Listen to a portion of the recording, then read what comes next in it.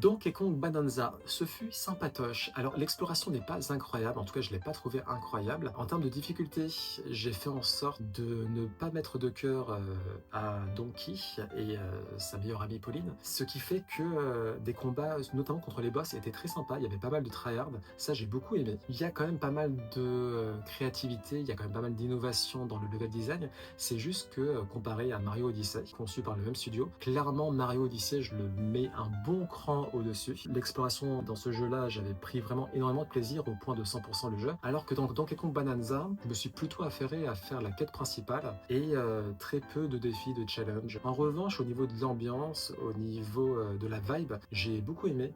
J'avais vraiment l'impression de jouer à un film Pixar. Il y a pas mal de mécaniques aussi que j'ai retrouvées qui sont assez inspirées à mon sens de Banjo-Kazooie ou Banjo-Kazooie, je sais pas comment on dit. Et puis après, il y a un côté défouloir qui est assumé où vraiment on va se prendre à défoncer tout et n'importe quoi avec une verticalité, une horizontalité à même les niveaux qui est assez sympa. Mais encore une fois, sans plus de mon côté. Du coup, c'est clairement pas le jeu qui va vous faire acheter une Switch 2. Mais si vous aimez Donkey Kong, si vous avez aimé Donkey Kong 64 et que vous voulez retrouver une vibe 3D avec un soupçon de sandbox, destruction sans limite, je recommande fortement Donkey Kong Bonanza. D'autant plus qu'encore une fois, la vibe Pixar fait vraiment plaisir à voir. C'est ce que je vais retenir en particulier.